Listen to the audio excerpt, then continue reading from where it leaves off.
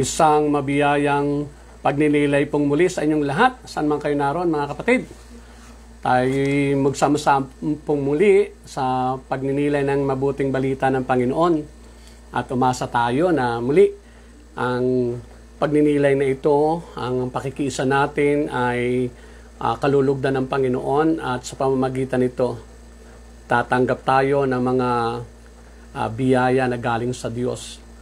Alam niyo mga kapatid, lagi kong sinasabi sa inyo na ikinalulugod ng Diyos ito sa kabila ng katotohanan ng napakaraming tao. Ang kahit na kabi-kabila ang nagpapahayag ay hindi pa rin nila pinapansin ang panawagan ng Panginoon. Kaya mapalad po kayo na tinawag ng Panginoon sa pamamagitan nito, sapagkat ayaw ng Panginoon na tayo ay malayo sa Kanya. Sa halip, ang nais niya lagi tayo makapiling. Amen po? Kaya muli, simulan natin yung pagninilay ng salita ng Diyos, ng mabuting balita, mga kapatid, sa isang panalangin. At ihanda nyo rin yung tubig nyo, mga kapatid, na mamaya sa huling bahagi ng ating pagninilay ay hihilingin nating basbasan at ng Panginoon, daluyan ng kanyang mga biyaya, lalo ng pagpapagaling sa lahat ng mga uri ng karamdaman. Amen po? Okay? Simulan po natin ito sa ngalan ng Ama, ng Anak at Espiritu Santo. Amen. Amang banal at amang makapangyarihan sa lahat, na kami po'y muling lumalapit sa iyo at nagsusumamo, nagmamakaawa na kami po'y lingapin mo. Kalugdan mo nawa muli, Panginoon, ang aming pagsasama-samang ito, bagamat kami magkakalayo, pero naniniwala kaming hindi problema sa iyo ang distansya namin. Kaya mo kami tipunin sa iyong presensya, sapagkat ikaw ay napakamakapangyarihang Diyos.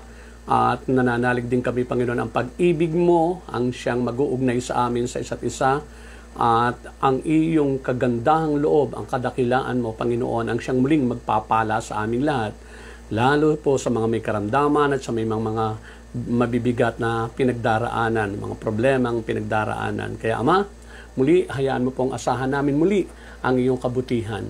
Ama, di man kami karapat-dapat, patawarin kami sa aming mga kasalanan. Hayaan mo, Panginoon, na muli maging Lord, karangalan ito ng iyong dakilang pangalan. Ang lahat ng ito, Ama, ay inihiling po namin sa pamamagitan ng iyong bugtong na anak na si Jesucristo, kaysa mo naghahari at ng Espiritong Banal noon, ngayon at magpakailanman.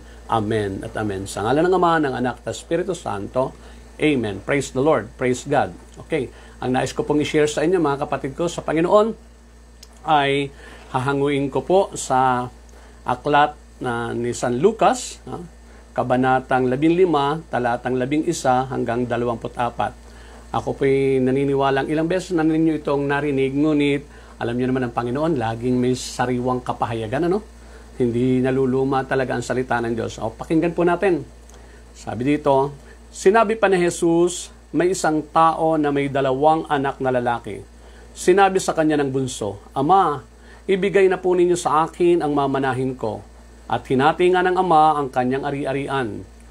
Pagkalipas ng ilang araw, ipinagbili ng bunso ang kanyang kaparte at nagpunta siya sa malayong lupain.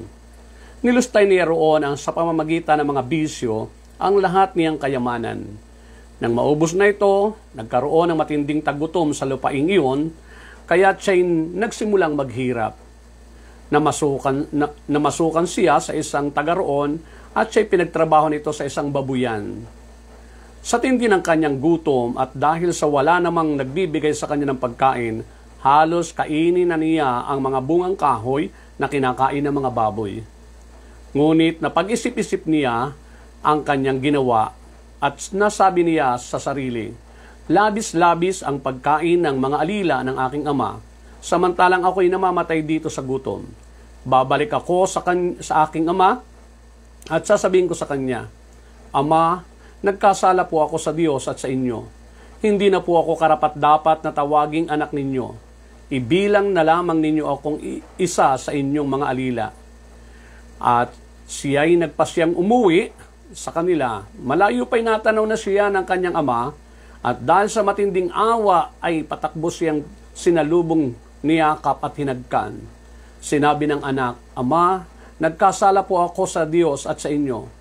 Hindi na po ako karapat-dapat na tawagin ninyong anak. Ngunit, tinawag ng ama ang kanyang mga alila. Madali, Kunin ninyo ang pinakamagandang damit at bihisan ninyo siya.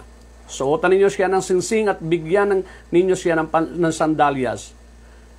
Katayin ninyo ang pinatabang guya at tayo'y magdiwang, sapagkat ang anak kong ito ay namatay na, ngunit siya'y nabuhay, nawala, ngunit muling natagpuan, at silang lahat ay nagdiwang. Mga kapatid, ang mabuting balita ng ating kaligtasan. Amen. Praise the Lord. Glorify the name of God. Hallelujah. Okay, mga kapatid, napakaganda po ng ating pagninilayan ngayon sapagkat muli ito ay nakatutok sa pagmamahal ng Diyos. Naniniwala ba kayong mahal na mahal kayo ng Panginoon? Of course, mga kapatid, ako for 28 years talagang araw-araw halos ay talagang araw-araw talaga sa totoo lang ay nararamdaman ko ang pagmamahal ng Panginoon. Amen po? Okay. Pero itutok po natin ang mensahe ng Panginoon na dito sa genuine repentance. Genuine repentance. Yung ibig sabihin ng genuine, yung hindi fake or hindi balat kayo, hindi nagkukunwari, kundi totoo, tunay na tunay, dalisay, mula sa loob. Amen? Yung talagang galing sa puso na paghingi ng tawad, yung repentance, pagsisisi. Mga kapatid, alam niyo kapag nagawa natin yung totoo o genuine na pagre-repent sa ating mga kasalanan, hindi po pwedeng hindi mababago talaga ang buhay natin. Yung kapag totoo lang talaga, yung genuine. Kasi mamaya, para ipaliliwanag po natin kung ano ang ibig sabihin talaga ng genuine repentance. Ano ang makikita dito? At ano naman ang gagawin ng Panginoon sa mga taong mayroong totoo talaga. Yung dalisay na pagbabalik loob, dalisay na yung pakikipagkasundo sa Panginoon. Amen. Okay. Tandaan po natin, ang ibig sabihin kasi ng repentance ay yung pakikipagkasundo. Yung sinabing pagsisisi, ang ibig sabihin niya ay reconciliation. Nakikipag-reconcile tayo sa Diyos. Nagkalayo, kumbaga nawalay tayo, nag-depart ways, di ba? Ibig sabihin, nag-iba. Nagkalayo nga, mga kapatid. Kaya, kapag tayo nagbalik loob, mga kapatid ko sa Panginoon, yan ang totoong repentance. Yung bumalik na tayo sa Kanya. Katulad nung ikinuwento sa atin doon ng Panginoon sa pamamagitan ng talinaga, nagkwento siya na mayroong dalawang magkapatid, yung tatay nila napakabuti, napakabait, itong bunso, ang tawag nga dito alibugha, alibughang anak, prodigal son. Ang ginawa ay hiningi na kaagad yung kanyang mana. Ang ama nila ay napakabuti, ibinigay na kaagad yung mamanahin niya, hinati na kaagad sa dalawa, at yung minana nung bunso ay talagang ginawa kagad cash, Ginawa kagad cash. Yan. Binenta na kagad at nagpakalayo-layo. Talaga. Tapos talagang inubos lahat yung kanyang pinagbentahan. Araw-araw siguro happy-go-lucky talaga. Happy-happy dito, happy-happy doon. Sabi ginastos daw sa lahat ng kanyang bisyo. Sa kanyang gusto. Ibig sabihin talagang kung ano yung maibigan niya ay ginawa niya sa pamamagitan ng kanyang pera. At pero dumating yung punto talagang maubos. Mauubos talaga pagka ganun. Ngayon, pagkatapos maubos, tiyempo naman nagkaroon ng tagutom sa lupaing pinuntahan niya. Kaya ano nangyari?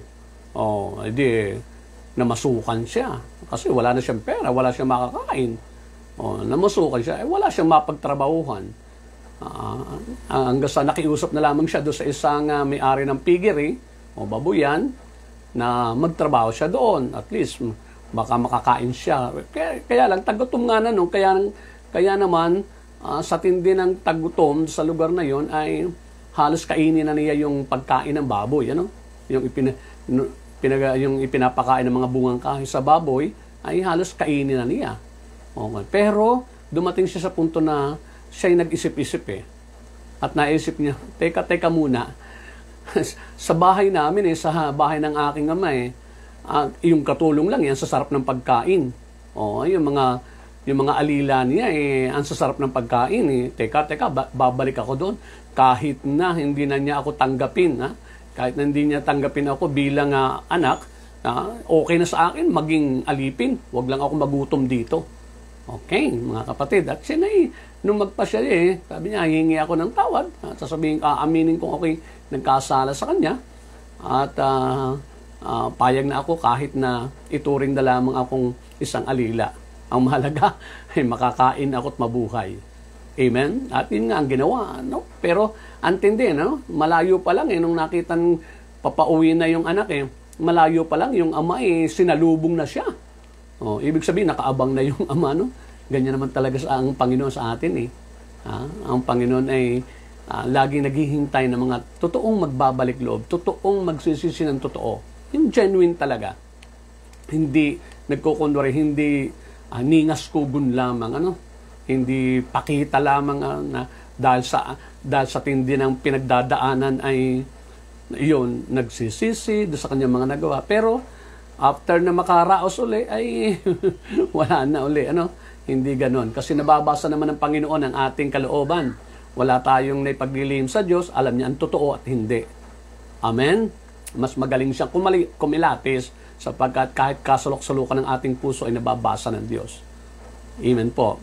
Kaya kung kayo po tinawag ng Panginoon sa pamamagitan ng pagninilay na ito, saan man kayo naroon, nasa ibang bansa man kayo, nasa Pilipinas, tandaan po natin, ito'y panawagan pa rin ng Panginoon. Nagpapahiwatig na ang Panginoon, naghihintay sa ating totoong pagsisisi at pagbabalik loob sa Kanya. Yung pakikipagkasundo natin sa Diyos. Amen po? Now, kapag tayo po ay nagsisi ng totoo, ano po ang gagawin ng Panginoon? Ito ang gagawin ng Panginoon. Tingnan nyo sabi of course, ang talagang gagawin ng Panginoon, patatawarin tayo din ng totoo. Pag totoo ang ating pagsisisi, patatawarin talaga tayo ng totoo ng Panginoon, lubusan ng Diyos. Ito yung sabi sa 1 John chapter 1, verse 8 to 11, to 10. Sabi daw, kung sinasabi natin tayo walang kasalanan, dinadaya natin ang ating sarili at wala sa atin ang katotohanan. Tingnan nyo. Walang taong hindi nagkasala. Sabi nga sa Romans, di ba? Lahat ng tao'y hindi pumasa sa pamantayan ng Diyos. Kaya lahat tayo nagkasala. Amen po. Pero, sabi daw, subalit, verse 9, subalit, kung ipinapahayag natin ang ating mga kasalanan, patatawarin tayo ng Diyos sa mga ito at lilinisin tayo sa lahat ng ating kasalanan sapagkat siya'y tapat at matuwid. Kung sinasabi nating hindi tayo nagkasala, ginagawa nating sinungaling ang Diyos at wala sa atin ang kanyang salita. Amen? Okay. So sabi doon, subalit kung ipinapahayag natin ang ating mga kasalanan, if we confess our sins, sabi doon, patatawarin tayo ng Diyos sa mga ito at lilinisin tayo sa lahat ng ating kasalanan. Lilinisin. Yun ang assurance sa atin. Gaano man tayo karumi. Kaya nga sabi sa Isaiah chapter 1, verse 18, sabi, kadsin dumimang kayo ng burak. Napakarumi. Yung ganun mang karumi daw. Basta tayo humingi ng tawad sa Kanya, ang sabi doon, lilinisin niya tayo at papuputiin tayo na parang yelo, niebe. Snow. Ganong kaputi tayo nalilinisin ng Panginoon. Amen? Gaano ba tayo karumi? Ano man ang mga pinagagawa natin ng araw, wag mo sabing napakalaki, mamamatay tao ka man, killer ka, ikaw ay magnanakaw ka man, di ba? Ano man tayo, sabihin mo na yung pinakamatinding kasalanan, kahit pa nga sumama ka sa kung anong sinamba mo di ba? Patatawarin tayo ng Panginoon basta tayo nagsisi ng totoo. Yung genuine repentance. Amen. Okay. Sabi sa Psalm 86 verse 5, mapagpatawad ka at napakabuti. Ito awit noong ni King David, sabi, mapagpatawad ka at napakabuti, sa dumadalangin at sa nagsisisi, ang iyong pag-ibig ay mananatili. Tingnan nyo. Grabe, Kapag tayo, huwag mo sabihin hindi ka na mahal ng Diyos. No! Nako, mga kapatid, inialay ni Jesus ang kanyang buhay para lamang sa ating kapatawaran. Amen? Kaya kahit anong kasalanan natin, gaano man karumihan, gaano man katindi, tandaan po natin, madali lang sa Panginoon na linisin niya ng ganap. Amen? Papuputiin tayong ganap. Hindi man pumuti yung ating balat, ay makatitiyak tayong ang ating kaluluwa ay magiging malinis at busila.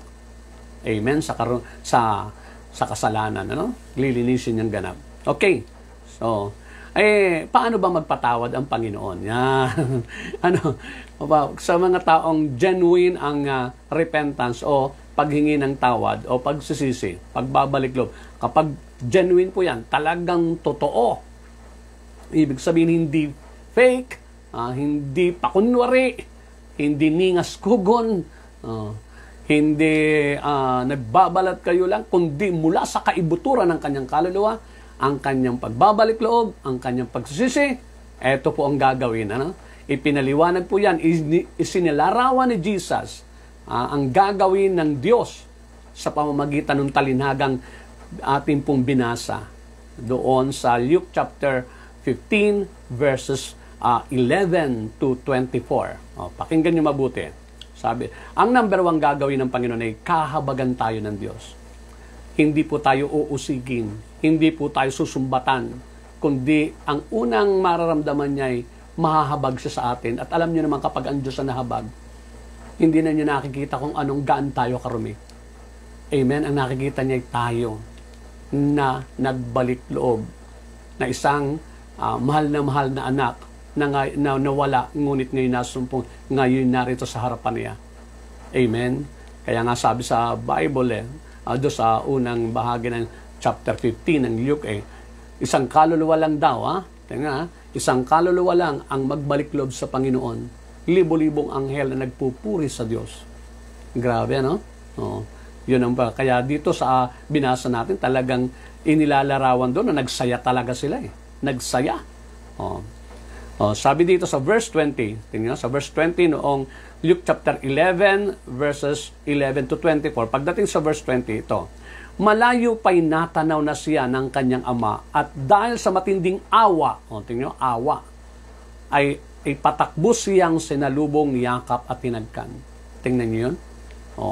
Awa ang hindi yung galit ang isasalubong sa iyo ng ama kapag genuine ang iyong paghingi ng tawad. Yan, hindi katulad natin, sabi, may mga magulang na ganyan kapag nagloko yung anak, pagkatapos ay bumalik na sa kanya, humingi ng tawad, nako, sinasabi ko na sa iyo, nakita mo na, kita mo na, tingnan mo, sinasabi ko na ngayon babalik-balik ka, di ba? ganyan ang tao, pero ang ama hindi, awa. Naawa siya. Alam niyo kung bakit? Kasi kung hindi tayo magbabalik loob, napakatindi ng ating pupuntahan. Higit pa sa paglalarawan doon na kakain tayo ng parang halos katulad na ng hayop. Hindi. Higit pa doon. Kasi sabi sa Bible, mga kapatid, pakinggan niyo mabuti ito. Sabi sa Luke chapter 22, sabi doon, sa Matthew chapter sa Matthew chapter 25 verse 41, sabi doon, ang mga hindi nagrepent talaga ay mayroong nakahandang impyerno, pero hindi dapat sa tao daw yun yun ay nilikha ng Diyos para sa diablo, para sa demonyo yun, hindi para sa tao. Kailanman na hindi nagplano ng masama ang Diyos para sa tao, kaya lang walang magagawa ang Diyos kung talagang ayaw natin natanggapin yung kanyang iniaalok. Amen? Kasi binigyan tayo ng kalayaan. Malaya tayo na magpatuloy sa kasalanan at may kalayaan din tayong magbalik loob. Amen? At kung tayo na may magbabalik loob, awa kaagad ang ipadadama sa atin ng Panginoon sapagkat alam nga niya. Parang sinasabi, naku, kung alam mo lang kung saan ka pupulutin kapag nagpatuloy ka sa iyong pagsuway, pag nagpatuloy ka sa pagiging makamundo, pag nagpatuloy ka sa iyong pagiging makalaman, na wala ka nang inisip kundi ang kasiyahan sa mundong ito. Wala ka nang inisip kundi ang para sa sarili mo. Wala ka nang inisip kundi ang kung ano ang makakasisiya sa iyong katawan na yan. Yun, parang ganon. Hindi mo lang alam kung saan ka pupunta, kaya nahahabag ang Diyos. Kaya sabi doon malayo pa'y natanaw na siya ng kanyang ama at dahil sa matinding awa, ay patakbo siyang sinalubong sa tindi ng awa. Amen? Okay. Sabi ng Panginoon ito, pakinggan niyo mabuti. Proverbs 28:13. Ang nagkukubli ng kanyang sala ay hindi mapapabuti. Ngunit kahabagan ng Diyos ang nagbabalik loob at nagsisisi. Kahahabagan ng Diyos ang nagbabalik loob at nagsisisi. Yan ang unang ipadadama sa atin ng Panginoon. Nahahabag siya. Hindi siya nanunumbat, hindi siya magagalit. Mahahabag siya. Amen. Okay, tandaan po natin, kapag nahabag ang Panginoon, ibang klase yon. Amen. Ang habag ay bunga ng dakilang pag-ibig ng Diyos. Ito ang expression, one of the expressions of God's love for us all. Tandaan po natin. Okay, pangalawa, ito, sasalubungin at kayakapin. Anong ibig sabihin ng sasalubungin at kayakapin? Sabi sa verse 20 pa rin, malayo pa'y natanaw na siya ng kanyang ama at dahil sa matinding awa ay patakbo siyang sinalubong, niyakap at hinalikan. Amen? Niyakap at hinalikan. So, ito, sasalubungin tayo, yayakapin at halikan. Hindi pandidirihan. Amen. Isipin nyo na, imagine niyo galing doon sa piggery. Diba? Ay taggutom doon sa kanyang pinanggalingan. Ano kaya magiging itsura niyan pagdating doon sa bahay ng kanyang ama? Di syempre, pawis na pawis, amoy baboy pa. Diba? Pero hindi niyakap siya, hinagkan pa. Siguro kung tayo, sabi, ay, nako, maligo ka muna. Siguro kung tayo, gano'n na, babe, maligo ko naman. Ikaw kasi tigas-tigas ang ulo, tingnan mo nangyari sa iyo, tingnan mo. Yan, susumbatan natin. Pero ang Panginoon hindi. Ang ating amay sobrang pagmamahal. Amen? Niyakap at hinagkan, yung nagbalik loob. Nakikinig ba kayo? Naiintindihan ba natin to? Nawa madama natin kung gaano kadakila ang pagmamahal sa atin ng Panginoon. Amen. Okay, tingnan niyo mga kapatid. Sabi sa Joel chapter 2, verse 13, magsisi kayo ng tao sa puso at hindi pakitang tao lamang. Magbalik loob kayo kay Yahweh na inyong Diyos. Siya'y mahabagin at mapagmahal. Hindi madaling magalit at wagas ang pag-ibig. Laging handang magpatawad at hindi nagpaparusa sa nagsisisi. Wow, grabe, Hindi, pag tayo pala nagbalik loob, hindi ka parurusahan. Amen? Hindi ka tulad ng tao. Pag nagbalik loob, yung matigas ang ulo, yung pasaway na anak, pag umuwi, kaya hindi makauwi-uwi, papaluin. Di ba? Papaluin. Yung bata na naglaboy-laboy, di ba? Pag umuwi, minsan hindi na umuwi. Bakit? Ay, naku, bakit hindi ka umuwi sa inyo?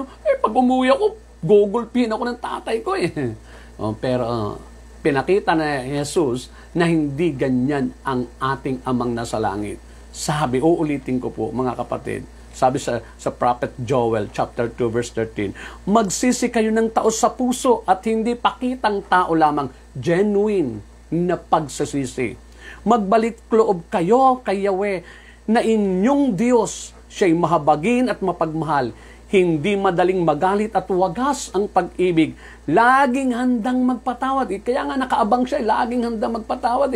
Kaya nung makita niya yung kanyang anak na paparating, sinalubong na Kasi nga nakahanda siya Nag-aabang siya na magbabalik loob. Nag-aabang siya ng taong lalapit sa katihingi ng tawad. Amen? Okay, so, the brothers and sisters, kung tayo meron pang hindi na isusukong kasalanan, lubusin na natin ngayon. At lubusin na natin yung totoo. Maging genuine na ang ating paghingi ng tawad. Ang ating pagsisisi at pagtalikod sa kasalanan. Okay. Pangatlo, bibihisan kaniya ng bagong damit. Bibihisan tayo ng bagong damit. Sabi sa verse 22.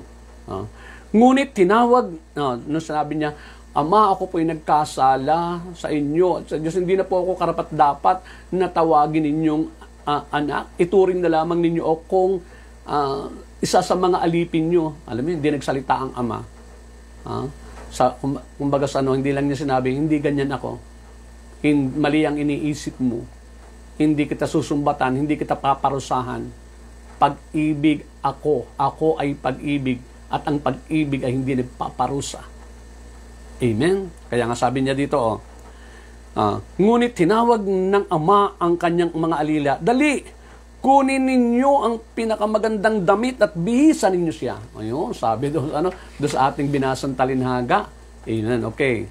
Sabi sa Colossians chapter 3 verse 10, isuot ninyo ang bagong pagkatao na patuloy na nababago at nagiging kalarawan ng Diyos na lumikha sa inyo upang lalo ninyo siyang makilala. Wow! Amen! Bibihisan daw tayo ng Panginoon. Kaya isuot natin yung bagong pagkatao.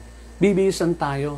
Basta totoo lang ang ating pagsisisi, paglapit sa Diyos, bibihisan niya tayo ng bagong pagkatao.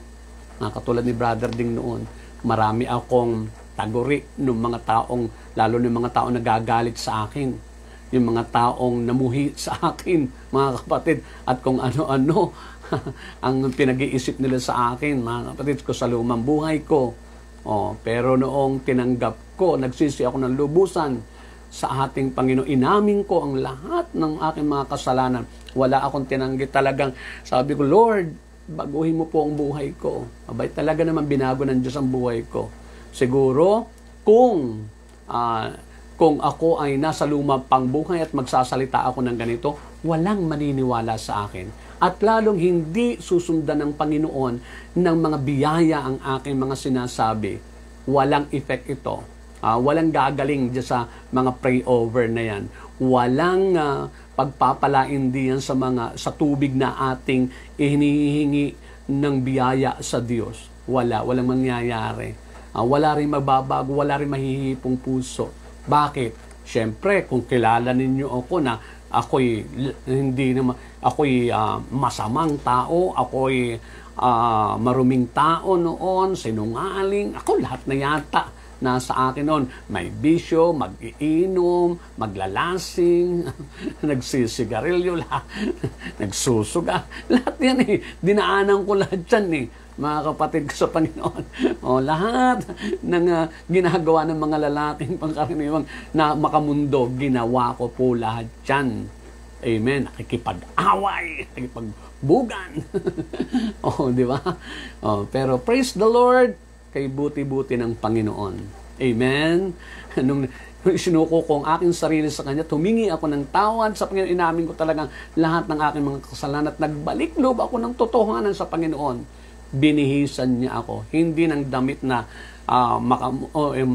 damit na literal, kundi yung bagong pagkatao. Kaya sa tingin ng Panginoon, hindi na ako yung katulad nung dati na si Ding na ganito, si Ding na ganyan, hindi Ding Alban ang tawag sa akin, kundi merong akong ibang apelyido, merong ibang tawag sa akin, kung ano-anong pangit na tawag sa akin. Amen? Pero talagang bibihisan ka ng bagong pagkatao. Okay. Now, mga kapatid, tingnan nyo ito, number 4 na gagawin ng Panginoon. Ibabalik ang karapatan natin na maging anak ng Diyos. Yung karapatan maging anak ng Diyos. Sabi nga sa sabi doon sa verse 21, suotan ninyo siya ng singsing at sandalyas. Amen? Sabi doon sa verse 22 ba yun? 22, sabi doon. Suotan ninyo siya ng singsing at sandalyas. Alam niyo ang ibig sabihin nitong singsing? Sa mga Hudyo po, ang ibig sabihin ng singsing. Ito kasi, kadalasan yung singsing na sinusuot nila, ito yung pampirma nila, pantatak nila, pansil nila. Amen? At yan ay gumagawa yung ama ng hari, yung hari. Diba?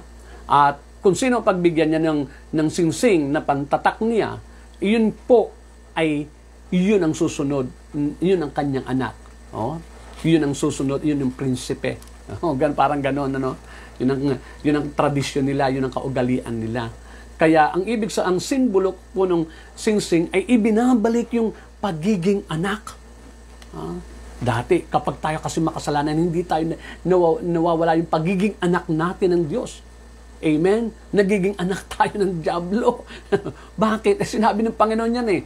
Sabi niya sa John chapter 8, verse 40 yata yun. Sabi doon eh, ang demonyo ang inyong anak, sapagkat kung ano ang gusto ng demonyo, ay yun ang inyong ginagawa. Tingnan nyo, kapag ang ginagawa pala natin ay yung gusto ng demonyo, halimbawa, sabi ng demonyo, manligaw ka sa hindi mo asawa. Yan. Di ba? Di ba? Yung ibig sabihin, manligaw ka sa may asawa na may asawa pala. Yun. Manligaw ka sa may asawa na may asawa. Yan. Huwag kayo magpakasal. Sige, magtabi kayo kahit hindi kayo kasal. Pumatol ka sa kapwa mo babae. Pumatol ka sa kapwa mo lalaki. Yan. Sabi ng Panginoon, ang dyablo ang inyong ama, sapagkat kung anong gusto ng demonyo, iyon ang inyong ginagawa. Tingnan nyo, mga kapatid ko sa Panginoon. Pero once na tayo nagbalik loob sa Panginoon, mga kapatid, ginagawa niya ulit tayong anak. Ibinabalik niya yung ating pagiging anak. Amen? Kaya nga, sabi doon sa John chapter 1 verse 12, subalit ang lahat ng tumanggap at sumampalataya sa Kanya, kay Jesus, sabi doon, ay binigyan niya ng karapatang maging mga anak ng Diyos. Yun, nagiging anak tayo uli ng Diyos.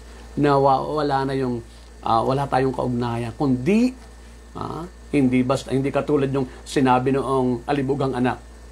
Ituring na lamang po ninyo, hindi na po ako karapat-dapat na maging anak nyo.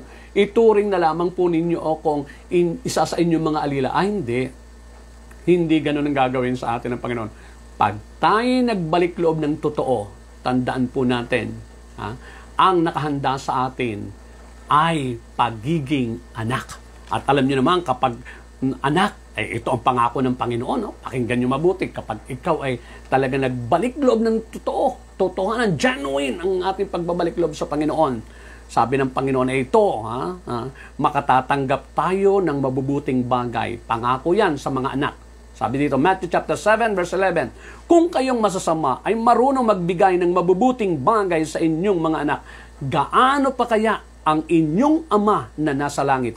Bibigyan niya ng mabubuting bagay ang sino mang humihingi sa Kanya. Ito'y pinangako. Gaano pa daw kaya ang Ama na nasa langit? Kung tayo nagbalik loob, gagawin tayong anak. Muli, sabi ng Panginoon, yung hindi tayo bibigyan ng masama. Pag humingi tayo, pinakang mabuti. The best ang ibibigay sa atin ng Panginoon, yung makabubuti sa atin, hindi yung makakasama. Kaya lahat ng makakasama na dumarating sa atin, ay hindi yan, bigay ni Lord. Totoo yan. Kaya yung sakit, di bigay ni Lord yan. Amen? Yung aksidente, di bigay ni Lord yan. Galing kay Taning yan. Di ba? Kasi si Taning ang gusto niya lagi mapasama tayo. Amen? Yung mga kaguluhan, hindi yan galing kay Lord. Inaalaw lang ni Lord yan. Para sa gayon, matupad pa rin yung kanyang plano. Ano yun? Ang lahat tayo magbalik loob sa Panginoon. Amen? Kaya itong pandemic na ito, one of the best messages ng pandemic na ito, mga kapatid, ay yung mag-repent tayo. Mag-repent. Tayo magsisi ng lubusan at magbalik loob sa Diyos. Pero nakakalungkot, ang dami pa rin kahit na nag-pandemic na, talagang nag-uusap kami mag-asawa. Tingnan mo naman kasi dumaan kami doon sa isang lugar, nakita namin, hallelujah, nagsusugal pa rin, nagsasabong, nagtotong it pa rin, chismisan pa rin. Ito na nangyayari. Instead na magbalik loob sa Panginoon, sabi nga di nagkaroon na uli ng misa dito sa aming lugar, sa chapel namin dito. So, basketball court dito nagmimisa yung aming pare, mga kapatid. Alam nyo, kami pa rin ang nagsisimba. kung sino yung nagsisimba noong bago mag-pandemic, ay yun pa rin. Sabi ko, talaga naman. Ang dami-dami nakapaligid. Libo-libo dito. Ang nakapaligid, siguro dito sa aming lugar, mga kapatid, ang nasasakupan nitong noong misa na ito ay, nako, siguro hindi lang 3,000 kabahayan. Oh, pero, ilan-ilan pa rin. Nako, mabuti na 100 kami dito na nagsisimba. Wala pa yata. But then, talagang ganon. Talagang, ano kayang gagawin ni Lord pagdating ng panahon? Ano? Yung pagbabalik na niya. Ano kayang gagawin ni Lord? Okay. Now, ito. Kapag pag tayo nagbalik loob ng lubusan ng totoo, unang-unang ang gagawin ng Panginoon na ito, yung makakatanggap tayo ng mabubuting bagay mula sa Kanya kapag tayo humingi. Laging mabuti. Pag humingi tayo, mga kapatid, kahit hindi lahat ng hinihingi natin ibibigay kasi minsan hindi makakabuti. Tanging makakabuti. Basta walang nanalangin na tunay na mga anak ng Diyos na hindi tinugon ng Panginoon. Bagamat minsan iba ang tugon, pero yun po ang makakabuti sa atin. Tinugon tayo. Siguradong tutugunin tayo. Ibibigay niya ang mabubuting bagay. Amen? Pangalawa, sabi dito, hindi maaaring galawin ng dyablo. Pangako ni Lord yan. Tingnan nyo, hindi ka pwedeng galawin ng demonyo.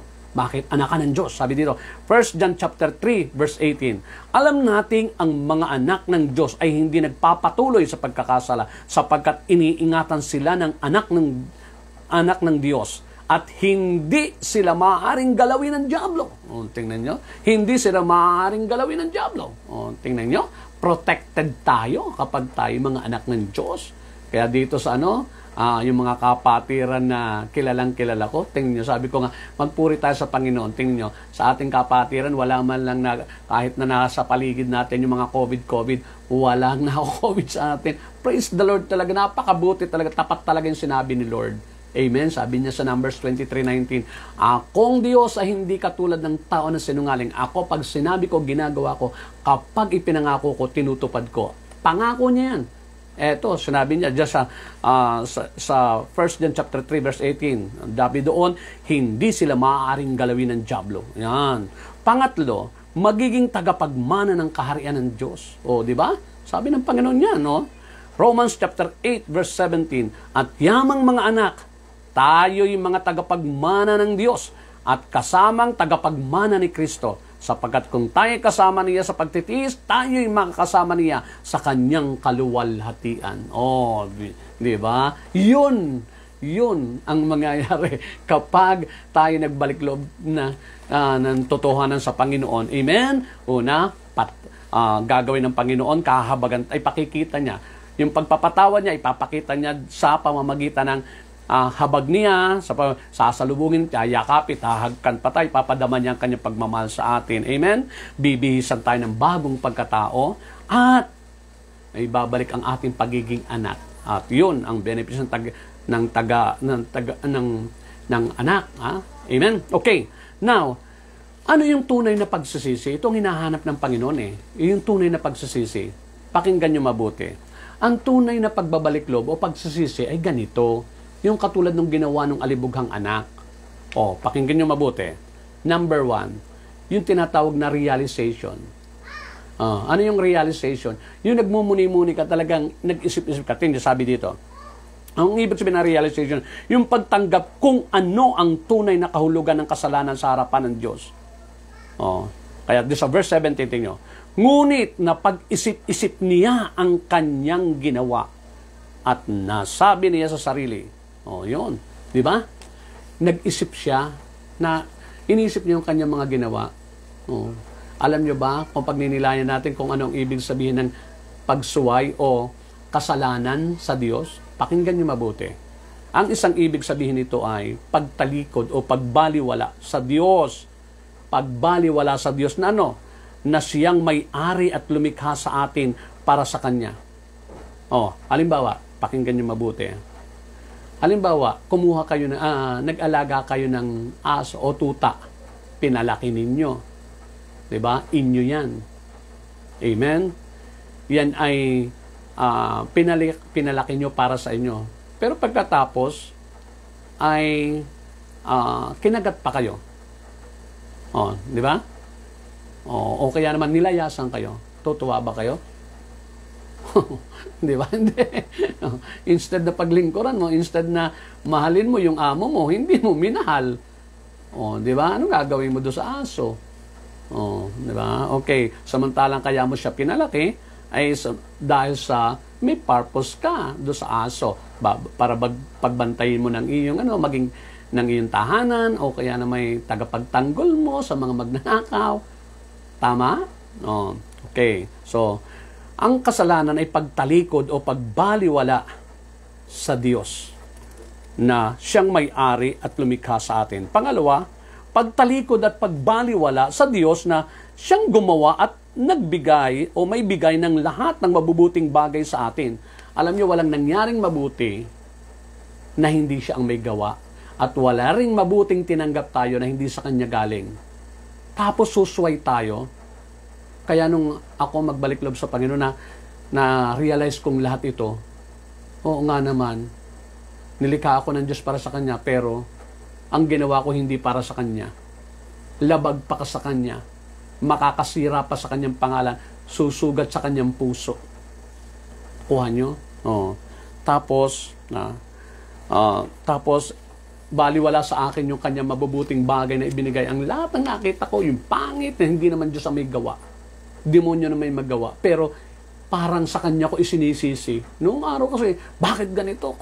Bakit talagang mabuti ang Diyos? Kung talagang bakit ganito? Akala ko, yung mga pangit na nangyayari sa akin ay ang Diyos ang may gawa. Hindi pala. Karamihan noon, bunga ng aking pagsuway. Bunga ng aming mga kasalanan. Pati ng aming pamilya. Totoo po yun. Okay. Isa pa ito. Ito'y pagtalikod at pagbaliwala sa isang Diyos na siya nagmahal ng tunay sa atin. 2,000 years ago, mga kapatid, inialay ng Ama ang Kanyang anak para sa atin, para ang Kanyang anak ang magbayad sa lahat ng ating kasalanan, para huwag tayong mapunta sa impyerno, para makalaya tayo sa kapangyarihan ng demonyo na yan. Kaya nagkakaroon ng kapangyarihan ng demonyo sa atin sapagkat ayaw nating talikdan ng ating mga kasalanan. Kaya napapaikot-ikot tayo ng diablo na yan, ng demonyo yan. Kung ano yung plano ng demonyo, ay yun na nagaganap sa ating buhay. Bakit? Sapagkat ayaw natin talikdan ng kasalanan. Amen? Ayaw natin magbalik loob ng totoo. Kaya ang gulo-gulo minsan. Amen? Daming utang. Kuha nyo? Ang daming kasalimutan, lagi na lang kinakapos, lagi na lamang may karamdaman, lagi na lamang walang kapanatagan, walang kapayapaang totoo.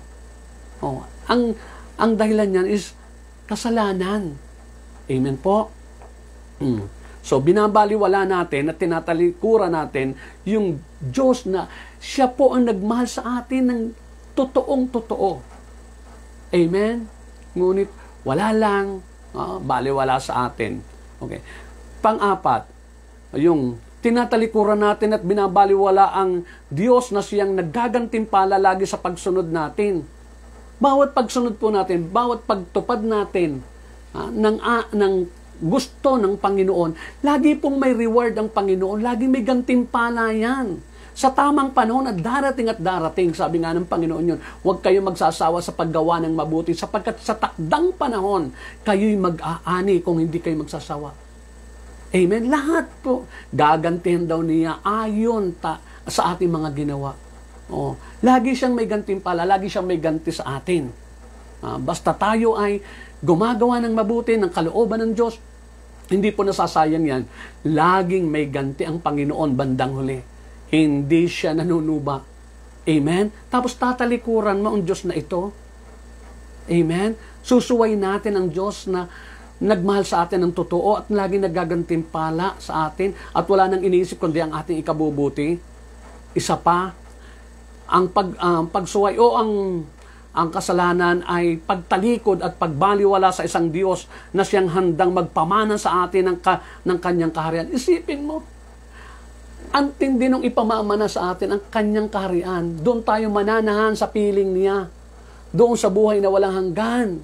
Na sabi sa Bible, hindi pa nakita ng mata, hindi pa narinig ng tenga, hindi pa sumagi sa isip ng tao. Ang inihahanda ng Diyos para sa mga taong sumusunod sa Kanya o nagmamahal sa Kanya. Amen? langit na tahanan. Pamamana sa atin, doon tayo patitirain. Tapos, binabaliwala natin. Mas sinusunod natin yung gusto natin o gusto ni Satanas. Amen? Okay, pangalawa, mga kapatid, ito. Ang pangalawa ay yung pag-amin. So, ang una, mga kapatid ko sa Panginoon, na totoong pagsisisi ay yung realization, yung minumuni-muni mo, yung talagang tinatanggap mo ang katotohanan na talagang masama ang kasalanan. Amen? Pinaliwanag ko na sa inyo yan. Pangalawa, yung pag-amin sa sarili, na sarili niya itong pagkakasala. May mga tao kasi na kapag pumapangit na yun ang nangyayari, naghahanap ng masisisi. Naghahanap ng masisisi. Kaya naman ako nagkaganito. Lord, nagsisisi. Lord, patawad po, pero kaya naman ako nagkaganunig dahil doon sa bayaw ko, dahil doon sa hipag ko, dahil doon sa kapatid ko, dahil doon sa nanay ko, dahil sa kapitbahay ko. Kung sino-sino ang idinadamay doon sa kanyang ano. Pero itong anak na ito, yung alibughang anak, nung nagsisi, itong sinabi sa verse 17, babalik ako sa aking ama at sasabihin ko sa kanya, Ama, nagkasala po ako. Di ba? Sinabi ba niya, Ama, natukso po ako ng mga babae at saka mga kabarkada ko, kaya nalustay ko lahat yung aking, yung ipinamana mo sa aking kayamanan. Hindi niya sinabi yun. Nagkasala po ako sa Diyos at sa inyo. Ako, yung sinabi niya. Sinarili niya, hindi yung nanisend siya ng iba. Hindi niya sinabing, kasi naman, dapat hindi mo ako pinayagan, hindi mo binigay sa akin eh. Alam mo naman ang mangyayari, na ako'y mahina, at kilala mo naman ako eh. Bakit mo ipinigay sa akin yung Hindi. Kuha nyo. Huwag maninisi kung ano nangyayari sa atin. Huwag nyo susihin ng iba. Susihin natin ang sarili natin. Kasi meron tayong sariling pagpapasya. Amen? Malaya tayo magpasya. Okay. Pangatlo, ito. Lubos na pagpapakumbaba. Sa verse 19, tingnan nyo. Hindi na po ako karapat-dapat na tawagin ninyong anak. Ibilang na lamang ninyo akong isa sa inyong mga alila. Hindi na po ako karapat-dapat. Di ba? Amen? Yung ibig sabihin, hindi ako karapat-dapat. Nagpapakumbaba yun. Hindi niya sinabing, ako naman dating taga rito dito naman, ako na may anak mo dapat lang ako yan patuloy mo. Hindi. Hindi na po ako karapat-dapat. Pero, sinabi ba ng ama, oo nga, hindi ka karapat-dapat talaga. Kapal naman ang mukha mo. Di ba? Hindi ganun Bagkus, niyakap pa siya. Hinagkan pa. Tapos, binisan. Amen? Tapos, pa sila, nagbunyi, naghanda, nagpiesta. Amen?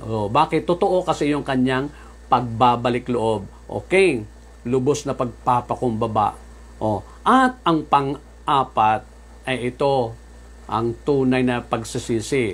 Una, talagang alam niya kung ano ang ibig sabihin ng pagkakasala. Pangalawa, pag-amin sa sarili niyang pagkakasala. Amen? Pangatlo, yung lubos na pagpapakumbaba. At pang-apat, yung resolution. Ibig sabihin ng resolution, anong gagawin mo ngayon? Kung talaga nagpatawad ka, anong resolution?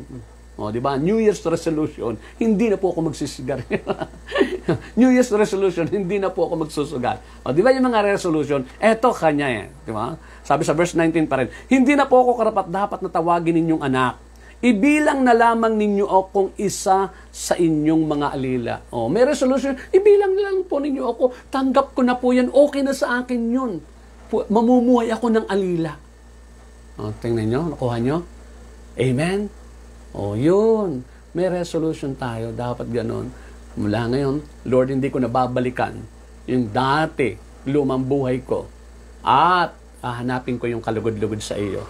Amen po, mga kapatid ko sa Panginoon. Praise the Lord. Alam nyo, mga kapatid, natutuwa ang Panginoon sa ating pinagnilayang ito sapagkat ito lagi ang hinahanap niya. Lagi siya nag-aabang, parang yung na doon sa kwento na lagi siya nakaabang, kailan kayo magbabalik loob, kailan kayo babalik ang aking anak na lumalis at dinala yung mana niya, kung saan na kaya siya naroon. Amen? Okay, tayo po ay lumapit muli sa Panginoon. At ako'y naniniwala, hindi po nagbabago ang Panginoon. Siya pa rin noon, siya pa rin ngayon, hindi po siya nagbabago. Tapat siya.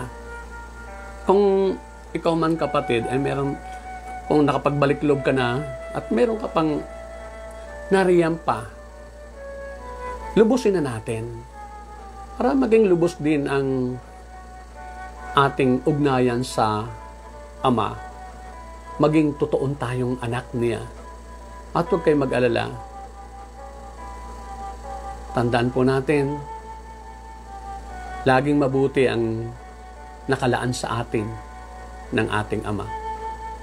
Kaya sa mga sandaling ito, ako'y nagsusumamo sa inyo, gawin nating seryoso ang ating paghingi ng tawad. Huwag niyo pong intindihin kung may mga katabi kayo dyan, may kasama kayo. Lumapit tayo sa Panginoon. Gawin nating totoo mula ngayon ang ating pagbabalik loob. Mingi tayo ng tawad sa Kanya. Pikit niyo po ang inyong mga mata.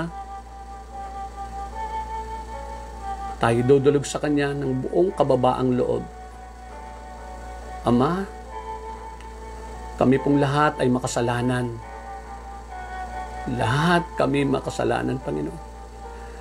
Abutin niyo po kaming lahat, lalo ng aking mga kapatid na bago lang nakasumpong, Panginoon, bago pa lang nakapag-view nitong pagninilay na ito. Lalo po yung mga kapatid ko, Panginoon, na pagod na, hirap na sa mga nangyayari sa kanilang buhay, litong-lito na. Lord, tulungan niyo po sila magbalik loob ng totoo. Tulungan niyo po ang bawat isa.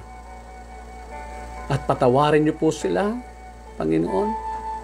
Patawarin mo po ng lubusan. At bigyan niyo po ng bagong kasuotan. Tulungan niyo po sila, Panginoon, na talagang pagsisihan ng lubos, mga pagkakamali, pagkakasala, pagkukulang sa iyo.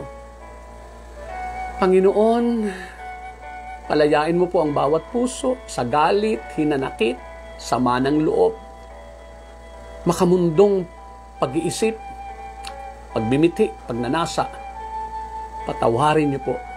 Linisin niyo po ang bawat puso, ang bawat kaluluwa ng mga kapatid kong nakikipagnilay ngayon sa gawain mong ito, Panginoon. Ama, Ikaw ang mahabaging Diyos. Kahabagan mo nga po kami. Kaawaan mo po kami. Nawa ikalugod mo po, Panginoon, ang aming pagdulog sa iyong ito, paglapit namin sa iyo, pagbabalik loob namin, Lord. Baguhin mo po ang buhay namin. Panginoon, paranas mo sa amin ang pagiging anak.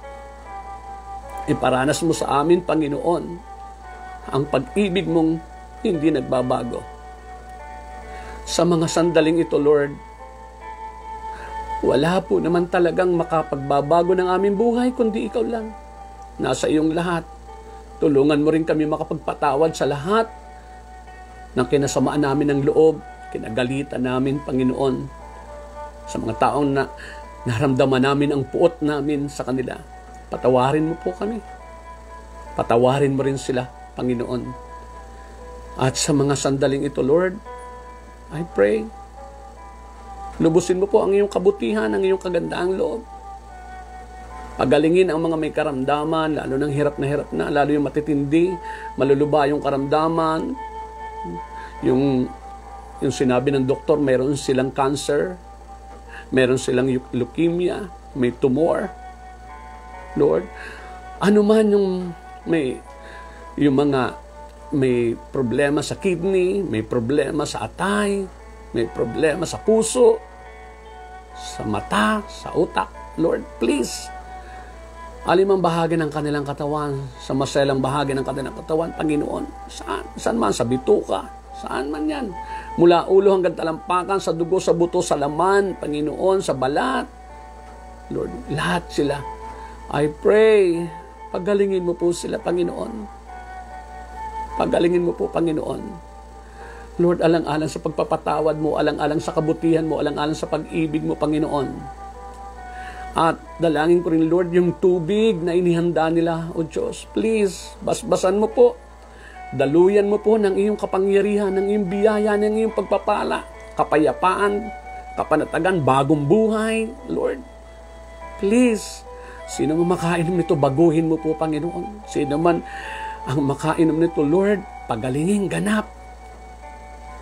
Pagpalain, bigyan ng kagalakan sa puso. In the name of Jesus. In the name of Jesus. Ama, dinadalangin ko rin, Panginoon, lahat ng mga namang problema ngayon.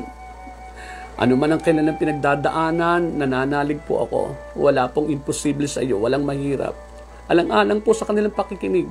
Alang-alang po sa kanilang pagninilay. Alang-alang sa kanilang pananampalataya. At higit sa lahat, alang-alang sa ginawa ng Panginoong Yesus para sa aming lahat. Ang kanyang pagpapakahirap sa bundok ng Kalbaryo para sa aming lahat, para lamang kami mailapit sa iyo. Mahabag ka po, maawa ka po, Panginoon. Tulungan mo po ang lahat na may pinagdadaanang mabibigat na problema, kahit maliliit lang. Padama mo, paranas mo po, Panginoon, ang iyong mga himala upang lalo silang manalig sa iyo na ikaw ang Ama na lagi naghihintay sa aming pagbabalik, na ikaw ang Ama na nagmamahal sa amin, at laging ang nais ay makapiling kami, Panginoon. Huwag kaming mawalay sa iyo, upang lalo naming maranasan, Panginoon, ang iyong mga inihanda para sa amin bilang mga anak. Maraming pong salamat, Panginoon. Nananalig po kami na sa mga sandaling ito, iniuunat mo nga ang iyong mapagpala at mapaghimalang kamay, inilulukob mo ang iyong espiritu sa lahat, at pinagpapala ang lahat, pinagagaling, Panginoon, tinutugon ang mga pangangailangan at mga kahilingan. In Jesus' name. In Jesus' name. Muli po, yung tubig, Lord. Ilubog mo ang iyong kamay dyan sa tubig nila at hayaan mo magamit ito for your glory and honor, for the blessings ng iba, kagalingan ng lahat ng uri ng karamdaman. In Jesus' name. Amen and amen. Marami pong salamat, Ama. Sumasampalataya po kami muli. Di man kami karapat-dapat, ay iyo pong pinagpala. Dahil mabuti kang Diyos, dakila sa lahat. Hindi kayang sukatin ang iyong kabutihan at ang iyong pag-ibig, ang iyong kadakilaan. Salamat po, Ama. Salamat po. Pinupuri ka namin. Sinasamba, niluluwalhati. In Jesus' name. Sa ngalan po yung anak na Jesus, inaangkin po namin naganap nga ito dahil mabuti ka, dahil dakila ka. Amen at amen at amen. Sa ngalan ng Ama, ng Anak at Espiritu Santo, amen and amen. Okay, mga kapatid, maraming salamat muli sa inyong pakikipagnilay sa akin, sa pagtanggap natin ng mabuting balita na ipinahayag sa atin ng Panginoon. Amen po. At naway patuloy niyo pong i-share itong video natin. Ito po ay biyaya, mga kapatid, para sa atin. Sa sino man mag-share, lalo tayong i-bless ng Panginoon. Amen po. At kung loloobin ng Panginoon, kung feel nyo, mag-subscribe. Pero hindi po mahalaga, hindi po yun ang priority ko, yung mag-subscribe kayo. Ang priority ko po, mga kapatid, ay mag-share kayo at isa puso, i-share nyo po yung video at higit sa lahat, isa puso natin. Balik-balikan natin, panood pa, lalo nating pagnilayan ng higit pa yung mabuting balita na ating mga nariyan sa YouTube o kaya na dyan sa Facebook. Amen po. At ang Panginoon po magpapala sa atin. Loobin ng Panginoon sa next Wednesday po muna. MWF lagi po tayo. MWF lagi tayo. At lagi kayo mag-prepare ng tubig. Amen? Okay po. God bless po. Samahan tayo ng Lord.